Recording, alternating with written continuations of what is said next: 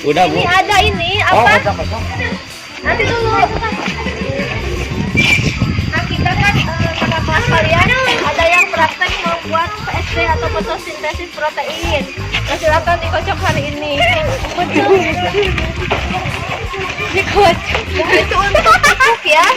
Pupuk ya itu isinya telur sama pecin. Iya, Pak Bu ya. Iya, apa? Tadi dinyawain. Pokoknya bahannya sama, hanya saja warnanya berbeda. Yang warnanya sudah merah nggak bisa digunakan. Kalau yang hitam Bu? Belum. Yang hitam belum ya? Oh, ini. Belum, tadi di dunia kan kapot. Lagi. Oh, ini bisa. Iya, mana? Iya. Nah, kalau pagi-pagi kita bisa buat racikan di alat semprot, bisa kita semprot, tapi sekarang karena sudah siang, nanti besok atau lain waktu saja. Pas Bu. Bu, Kadio, ini kayaknya di kampung aja lah Bu.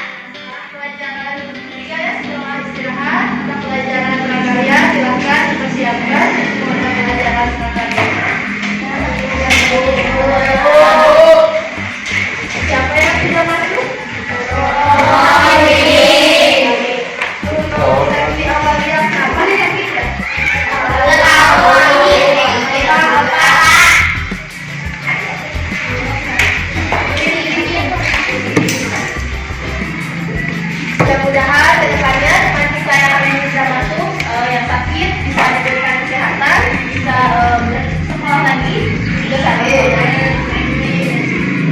Nah, sekarang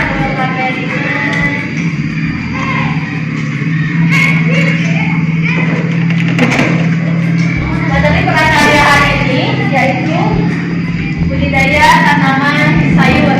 Muncul ya.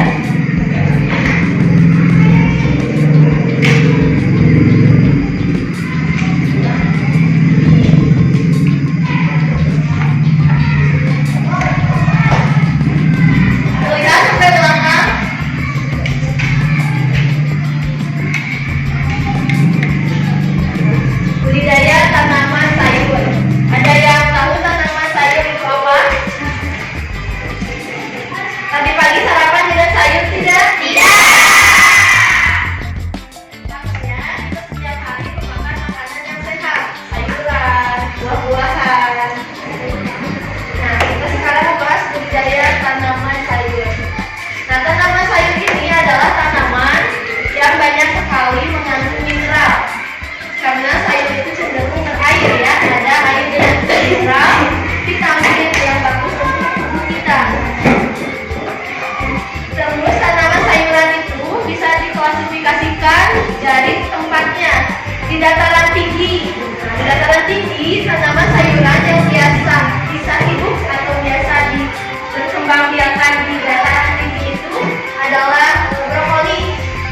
Nah, itu di daerah dataran tinggi seperti di Lembang, pernah jalan-jalan ke Lembang, ke Bandung, Bogor, nah itu banyak sekali tanaman sayuran brokoli. Terus di dataran rendah, di Galungpit ya, itu siapa di Galungpit? Nah di Galungpit itu kita masuk dataran rendah. Di situ tanaman sayur yang bisa dibudidayakan, contohnya kacang panjang, mentimun, apalagi terong, terus cabai hijau, tomat, jagung, banyak sekali ya di dataran rendah bisa kita. Terus tanaman sayur menurut bagian yang dimanfaatkan. Bagian yang pertama ada daun. Tanaman sayur yang dimanfaatkan daunnya contohnya apa? Sapu, ayam,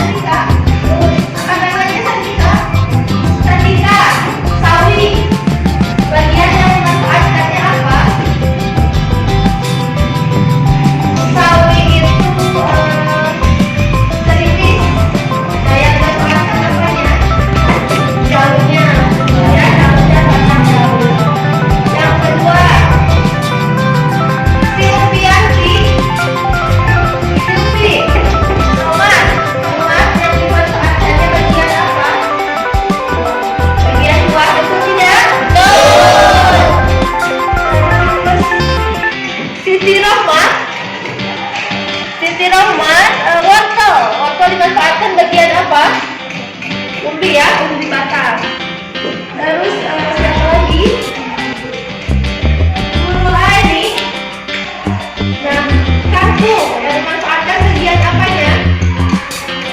Batang daun, daun dan batang. Ya betul. Roni Ardiansyah. Roni, bawang merah. Bawang merah yang digunakan bagian apa?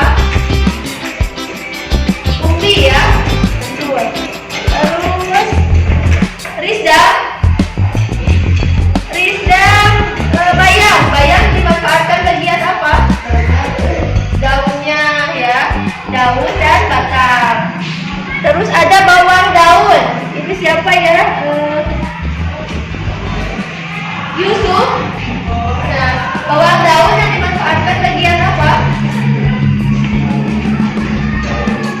Daun dan batang. Nah, sekarang teknik budidaya. Nah, tadi budidaya itu apa? Budidaya itu kegiatan menghasilkan kembali suatu sumber daya hayati. Nah, budidaya di sini kita menanam sayuran. Yang pertama ada persiapan lahan atau media tanam. Mempersiapkan lahan. Petani di daerah Galupit mempersiapkan lahannya di kebun.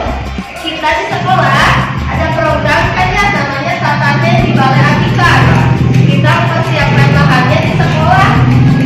Di belakang sekolah kita, terus di depan repot ya. Nah, itu juga termasuk menyiapkan lahan. Lahan itu bukan gratis, tanah yang luas saja. Terus yang kedua ada penyemaian atau pembibitan. Penyemaian. Ada yang tahu penyemaian itu apa? Bahasa istilahnya gitu. Ya. Misalnya orang tua kalian punya cabai atau cengkeh, supaya tumbuh jadi benih. Penyemaian itu dari biji-bijinya itu bisa dari buah yang dikeringkan atau bisa beli di toko ya. Terus yang ketiga penanaman. Setelah disemai jadilah bibit kecil-kecil, nanti dipindahkan ke media tanam. Bisa ke pot, bisa langsung ke kebun. Terus yang keempat pemupukan. Pakai pupuk ya. Terus yang kelima pengendalian hama dan penyakit disemprot. Nah, terus yang keenam ada pemangkasan. Yang ketujuh ada pengajian atau pembelian lurus ini untuk tanaman yang merambat. Contohnya kacang panjang, pare atau paria. Terus tanaman apa lagi yang merambat? Apa lagi? Wah. Walu atau labu ya. Labu juga merambat. Semangka, betul. Genteng. Kayang, iya tadi kata itu kayang. Terus ada penyiraman ya. Jelas di sini harus disiram. Tapi alhamdulillah karena sekarang sedang musim hujan, tidak usah dilakukan penyiraman karena sudah ada langsung. Kalau tidak ada atau sedang musim kemarau, itu penyiraman harus dilakukan karena tanaman butuh air untuk melakukan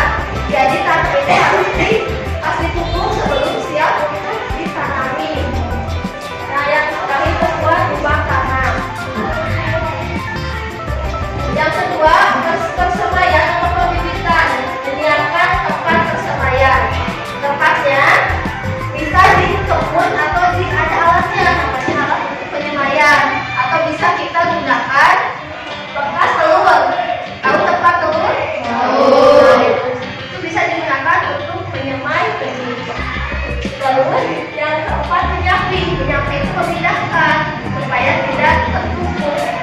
Yang kelima, menempatkan bibit dan memelihara bibit supaya tumbuh belum dipindahkan. Nah, yang ketiga, proses menanam. Memilih bibit, mengangkat dan menempatkan bibit dan menanamkan bibit ke media tanam. Kalau kita di sini di depan pakai pot, nah dipindahkan ke pot yang asalnya dari media semai. Yang keempat, memupuk. Nah, menentukan jenis pupuk dan dosisnya, menimbang pupuk dan memupuk 1, 2, sampai 3 kali. Nah, jenis pupuk ada 2. Ada pupuk organik atau pupuk alami. Contohnya apa? Ada yang tahu? Ya, yang kotoran hewan. Contohnya kohe. Itu bisa dari kambing, ayam, bisa kotoran sapi. Terus yang kedua, ada pupuk anorganik atau buatan. Itu biasa banyak pupuk ya. Ada urea, ada NPK.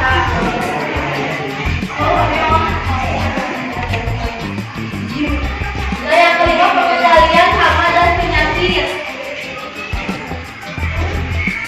Yang keenam, pemangkasan. Nah, kalau ada tunas-tunas di sampingnya yang mengganggu tumbuhnya tanaman inti bisa dipangkas. Yang ketujuh, pengkajian atau pengendalian terus seperti tadi ya. Tanaman yang merambat itu harus diberi terus supaya merambatnya itu terarah. Nah, seperti itu ya. Tahu kan? Tadi sudah dilihat ya. Ada yang sering membantu orang tuanya untuk kebun? Ya. Yang kedelapan, penyiraman. Harus disiram kalau tidak ada air hujan. Yang kesembilan, penyiangan atau pengendalian di rumah. Rumah itu tanaman pengganggu rumput. Kenapa? Petani di kebun itu menyemprot rumput supaya tidak mengganggu tanaman inti. Takutnya rumputnya tumbuh, tanamannya tidak ada nutrisi, jadi tidak bisa tumbuh. Penyiangan ada 2, ada secara manual. Manual itu pakai tangan langsung dicabut. Yang kedua, penyiangan secara kimiawi, pakai alat kimia. Bahan kimia dibeli di toko buku ada di situ, dibeli dicampurkan. Tetapi yang bagus itu yang alami. Karena apa? Karena takutnya terkena ke tanaman intinya terus jadi mati juga. Yang ke-10, pemanenan. Nah, kita harus menentukan kriteria panen. Oh, timun ini sudah waktunya panen nih. Ukurannya sebesar apa? Nah, terus waktu panen ditentukan. Terus yang ke-11, ada pasca panen. Setelah dipanen itu dicuci, dibersihkan, dipilih mana yang bisa masuk ke pasaran, mana yang kurang bagus. Terus ada pemasaran. Di sini bisa dijual langsung, bisa ke pengepul, ke bandar, bisa ke pasar swalayan, atau yang kelasnya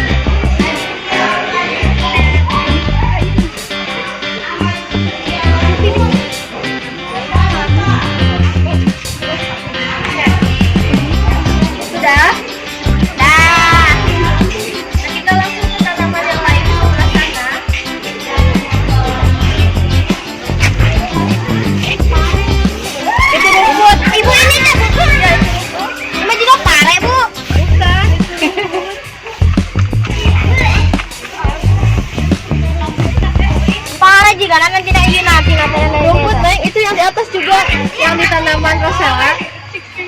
Bunga Bu, rosella. bunga ya teh, Bu bisa di mambu. Ya itu bunga, itu bisa dibuat teh untuk kesehatan. Nah silahkan ibu bisa juga.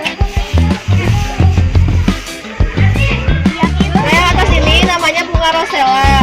Yang barisan kedua kemangi. Kemana? Kemangi itu selalu.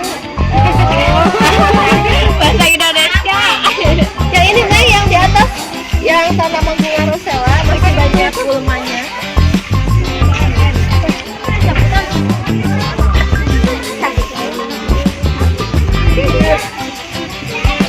Yang laki-laki Udah, Bu. ini ada ini Oh, apa? ada.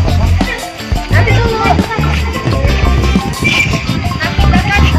Mas kalian ada yang praktek membuat PSC atau fotosintesis protein. Nah, silakan dikocok hari ini. Itu untuk pupuk ya. Pupuk ya itu isinya telur sama pecin. Iya, apa Bu ya? Iya, apa tadi dinyalain bahannya sama aja saja, warnanya berbeda.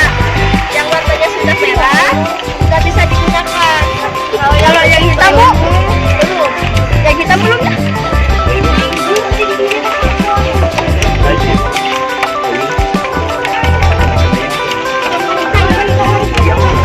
Iya. Kalau pagi-pagi kita bisa buat racikan di alat semprot, bisa kita semprot tapi sekarang karena sudah siang, nanti besok atau lain waktu saja. Pas Bu. Bu, hadir ini digabung aja nah, Bu. Ya, Bu, iya mah digabung aja nah, Bu. Kalau sampah seperti bibitnya tidak usah, berarti jangan rumputnya saja.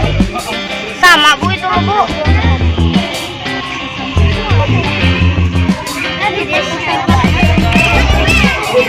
Ini toh. Ya sudah selesai, bisa ke kelas lagi ya. Iya.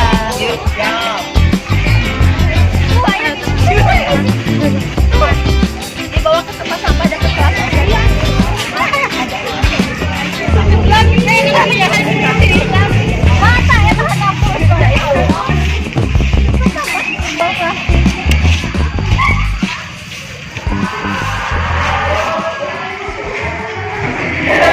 Nah silakan duduk lagi di tempatnya masing-masing.